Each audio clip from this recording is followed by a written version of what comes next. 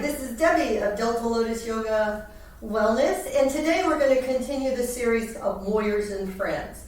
Today we're going to be looking at Warrior 3 and a couple revolved versions, one of triangle and the other one of revolved side angle pose. I've got a chair here because this is very helpful, or a wall is helpful, and blocks. So let me get a couple blocks. We're going to start with what I like to call my nemesis, Warrior 3, and probably everybody else's too. Now, if you haven't watched parts 1 and 2, you might want to watch them now, because in Warrior 3, we're really going to want to start from a Warrior 1 position. I'm going to show it first with a chair, just to make our lives easier. Okay, so it's a balance. Here I am in Warrior 1. Okay, so the hips are forward, the chest is lifted, the front knee is bent, the back heel might be up a little. So to come from Warrior 1, Warrior 1 looks like this. To come from Warrior 1 to Warrior 3, I'm going to bend the front knee a little more and then push off with the back knee into a chair version, and then I might need to move the chair. I want my hands under my shoulders. I want my hip right over my foot, and I don't want to be opening up like this. I'm going to draw my inner thighs together to levelize my hip. So what's important here is that you have this alignment from like the heel to the back of the skull. So it's like a little teeter-totter on the standing leg.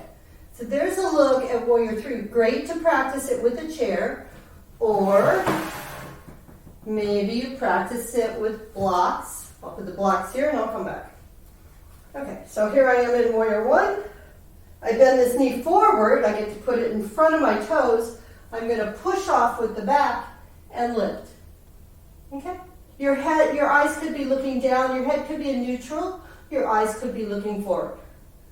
Okay, so the back toes, you want to be facing down, not open. That's a look at it. I'm going to turn towards you. We'll see how this goes. Okay, so here I am in my Warrior 1. Okay, hips are forward. Want to get that. Then I'm going to spring forward and lift and lift. Okay, so not this. Here's the hard part. Level pelvis. Warrior 3. Toes are pointing down. And there you go. So there's Warrior 3. I did that on my right side. I shall attempt a Warrior 3 without my hands on the blocks or in the chair. And I'm also going to show it with some variations of the arms. So I'm going to go from this direction this time. My other leg is going to be forward. Okay, so bending the front knee, hips here. Now, arms straight out is a little harder. So I'm going to bend, I'm going to push, I'm going to teeter-totter. Okay, and this is about as good as I get. And then I'm going to come back to Warrior 1.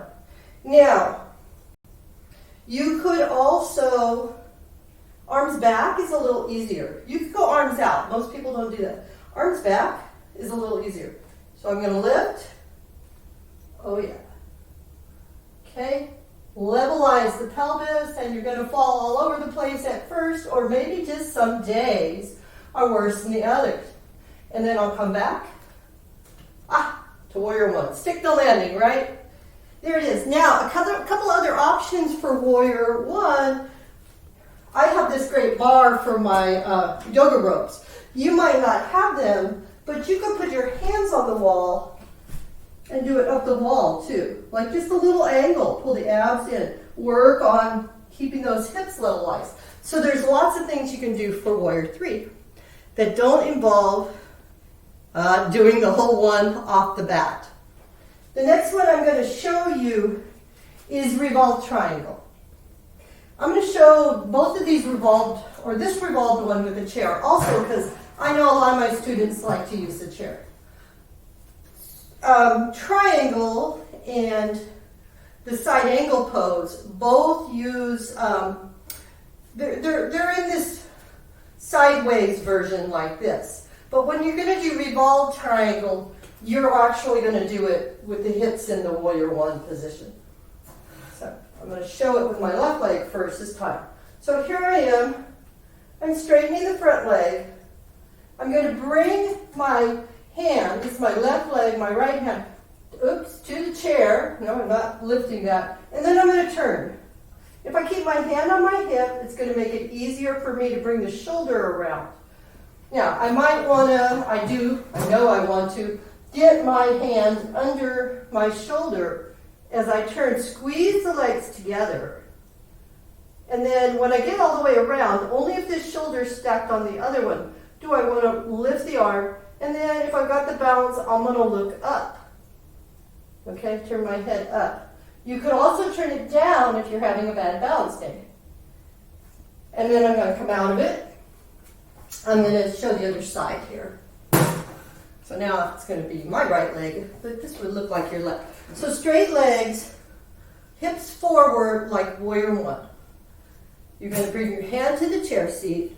Keep the back leg down. The back heel might go up. And you're going to put the hand on the hip and just start to turn. Squeeze your inner thighs. So if you don't have the hips forward, you won't be able to get them around. If I have the shoulders stacked, I can raise the arm. Revolved triangle, Parivita Trikonasana. Revolved triangle. Making sure you're pushing the front leg, big toe mound down, and the back leg's outer heel down. And then I'll come out of it and step up. So let me show you that with a block. And it's proportional. Some people have longer bodies and shorter arms, and they go right to the floor. Personally, that's not my body, but I'm just going to show it with a block. So here I am.